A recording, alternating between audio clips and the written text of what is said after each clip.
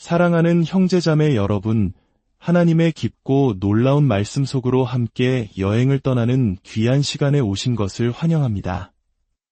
오늘 우리는 혼란스러운 세상 속에서 믿음의 길을 걷는 모든 이들에게 큰 위로와 용기를 주는 요한계시록의 한 장면을 깊이 묵상하고자 합니다. 이 말씀이 여러분의 삶에 닿기 전 잠시 시간을 내어 구독과 좋아요를 눌러주시면 더 많은 영혼에게 이 귀한 메시지가 전파되는데 큰 힘이 됩니다. 여러분의 작은 손길 위에 하나님의 크신 축복이 함께하기를 기도합니다. 이제 우리를 둘러싼 모든 염려와 디스트랙션즈를 내려놓고 하늘로부터 오는 음성에 귀 기울이는 시간을 갖겠습니다.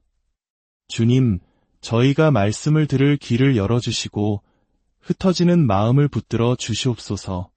이 말씀이 저희의 심령에 깊이 새겨져 삶의 능력이 되게 하여 주옵소서. 예수님의 이름으로 기도합니다. 아멘. 오늘 우리가 함께 나눌 말씀은 요한계시록 10장 전체입니다. 성경이 있으시다면 함께 펴서 따라오시면 더욱 큰 은혜가 있을 것입니다. 내가 보니 힘센 다른 천사가 구름을 입고 하늘에서 내려오는데 그 머리 위에 무지개가 있고 그 얼굴은 해 같고 그 발은 불기둥 같으며 그 손에는 펴놓인 작은 두루마리를 들고 그 오른발은 바다를 밟고 왼발은 땅을 밟고 사자가 부르짖는 것 같이 큰 소리로 외치니 그가 외칠 때에 7 우레가 그 소리를 내어 말하더라.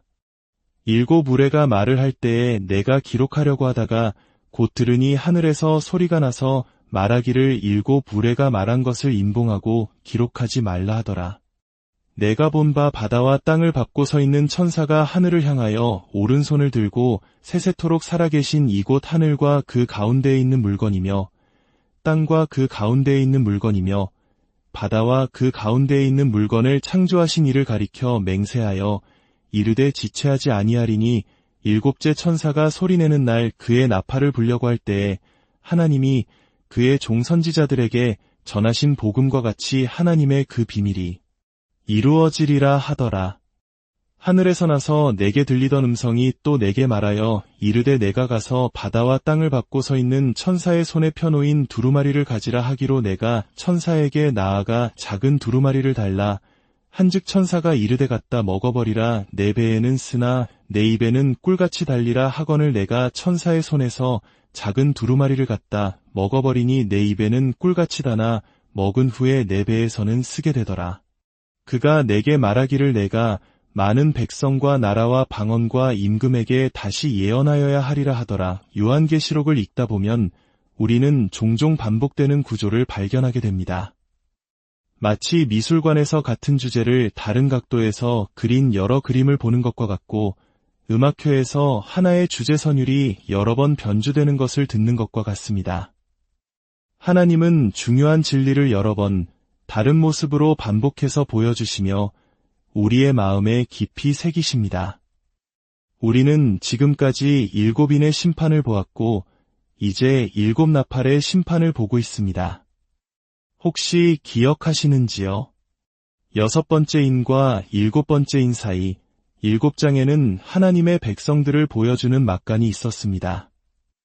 이스라엘의 거룩한 군대인 14만 4천 명과 모든 나라에서 온 셀 수 없이 큰 무리 2개의 그림을 통해 하나님께서는 마지막 심판이 이르기 전에 당신의 백성이 안전하게 보호받고 있음을 확신시켜 주셨습니다.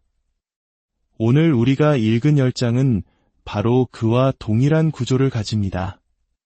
6번째 나팔 재앙 이후 마지막 7번째 나팔이 울리기 전에 또 다른 막간이 펼쳐지는 것입니다.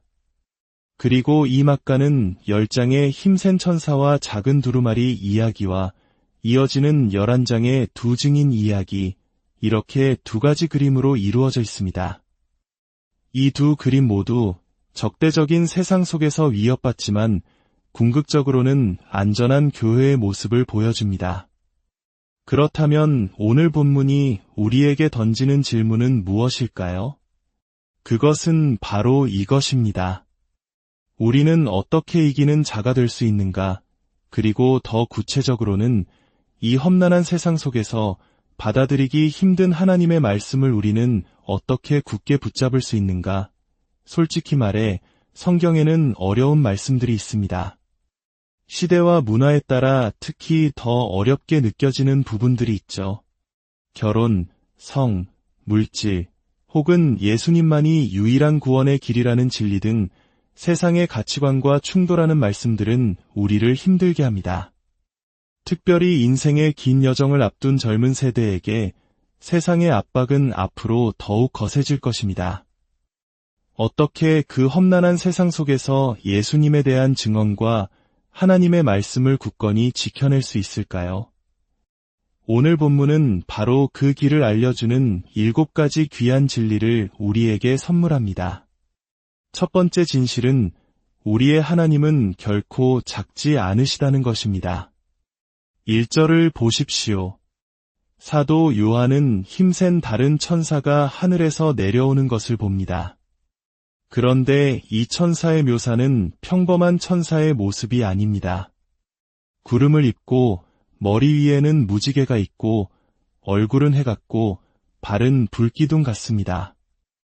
많은 신학자들은 이 모습이 바로 예수 그리스도 자신을 가리킨다고 해석합니다.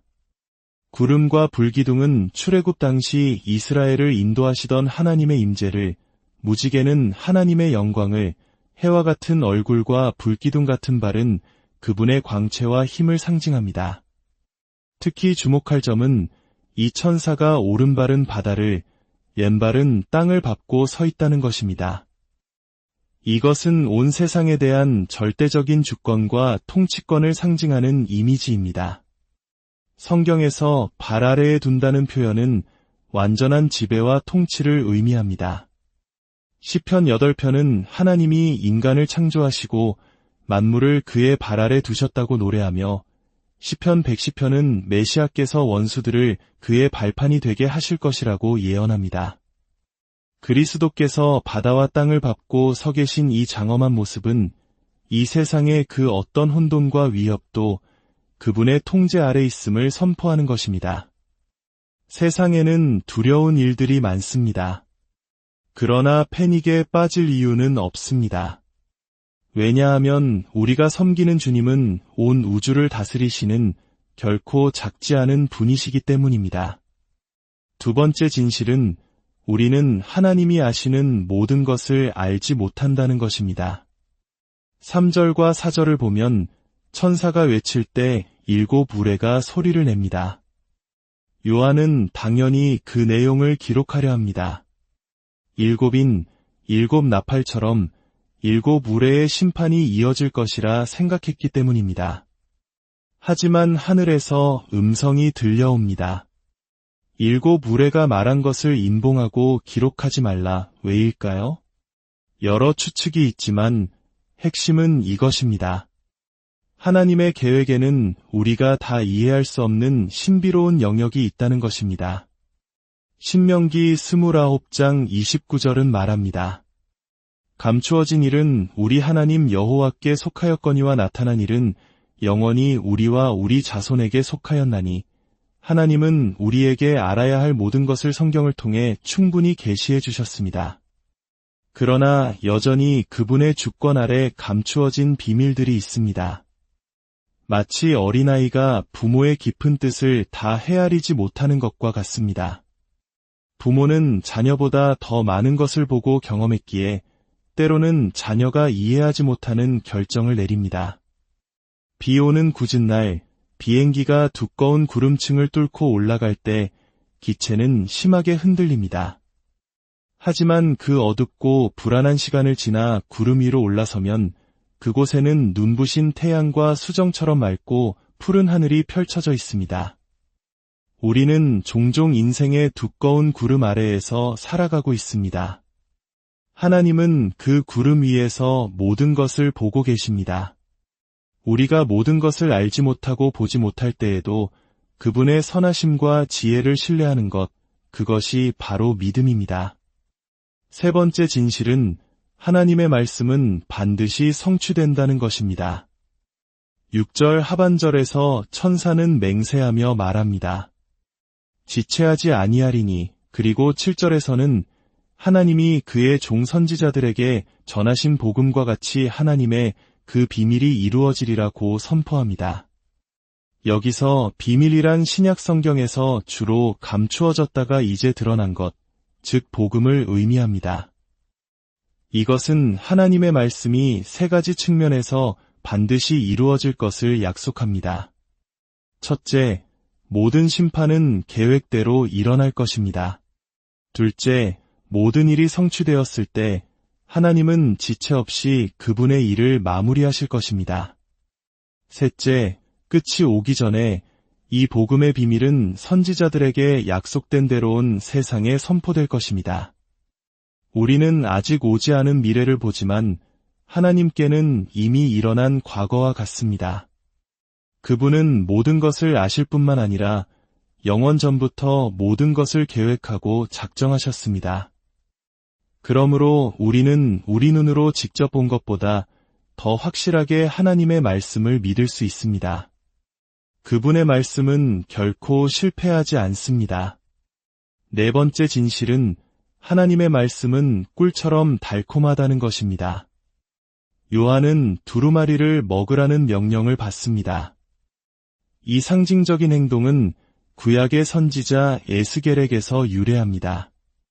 두루마리를 먹는다는 것은 하나님의 말씀을 온전히 받아들이고 내면화하며 그것과 하나가 되는 것을 의미합니다.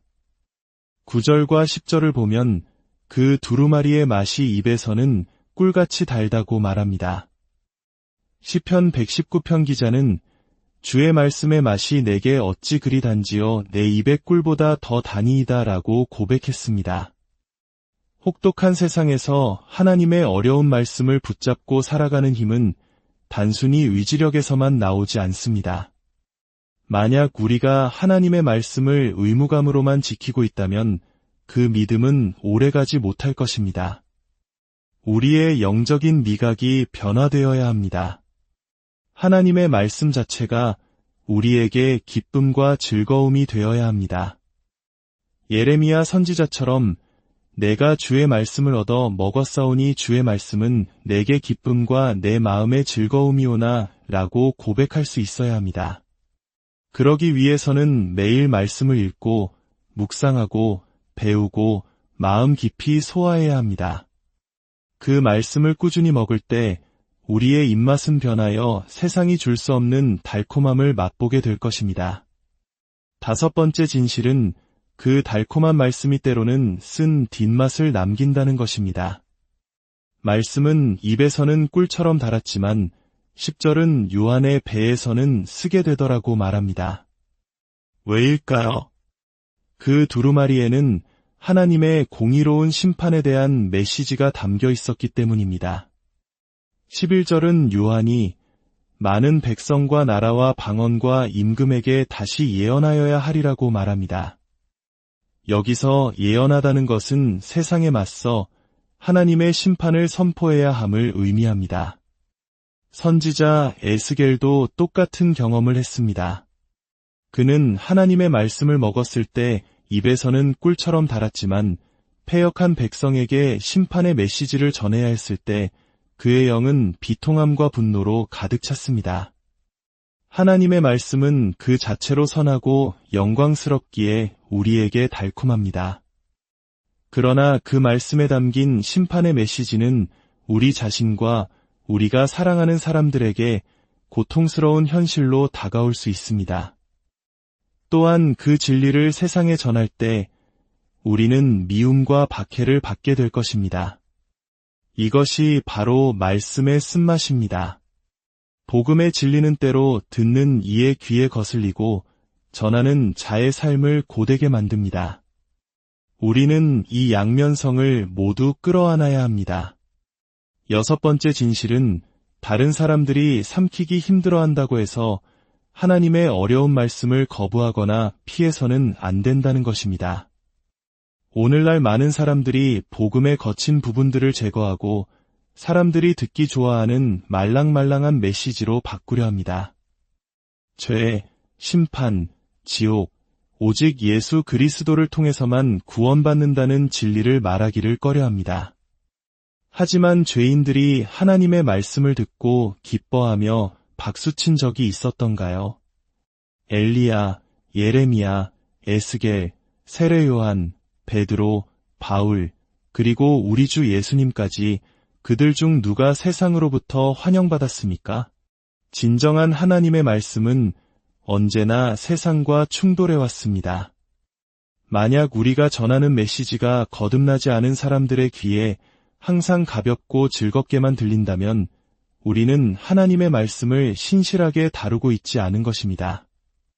우리는 사람들을 기쁘게 하기 위해 부름받은 것이 아니라 진리를 선포하도록 부름받았습니다.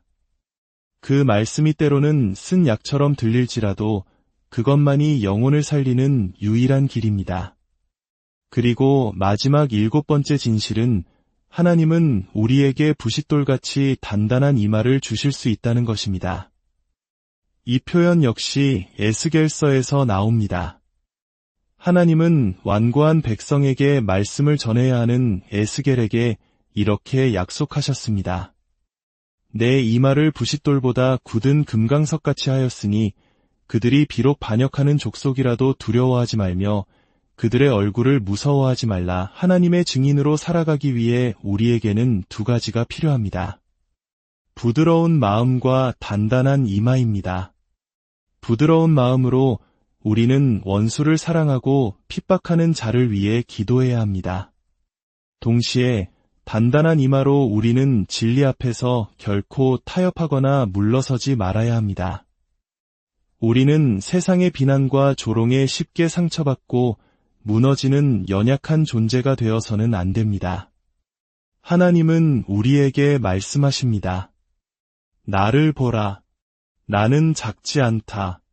내 말은 진실이다. 두려워하지 말라. 세상이 험난한 곳이라도 내가 너를 그보다 더 단단하게 만들 것이다. 사랑하는 성도 여러분, 우리는 부드러운 마음과 단단한 이마를 가지고 앞으로 나아가야 합니다. 우리를 욕하는 자들을 저주하지 않고 원수를 사랑하며 우리를 박해하는 자들을 축복합시다. 그러나 동시에 하나님의 진리에 대해서는 결코 타협하거나 사과하지 맙시다. 강하고 담대하십시오. 두려워하지 말며 놀라지 마십시오. 당신이 어디로 가든지 당신의 하나님 여호와가 함께 하십니다. 하늘의 아버지, 십자가의 죽음으로 우리를 죄에서 구원하시고 지금도 살아계셔서 다스리시며 다시 오실 우리 주 예수 그리스도의 귀한 말씀을 주시니 감사합니다. 이 험난한 세상 속에서 저희에게 부드러운 마음을 주시고 동시에 흔들리지 않는 믿음의 단단한 이마를 허락하여 주시옵소서. 두려움 없이 주의 말씀을 붙들고 승리하는 삶을 살게 하여 주옵소서. 우리를 통해 일하실 주님을 찬양하며 예수님의 이름으로 기도드립니다.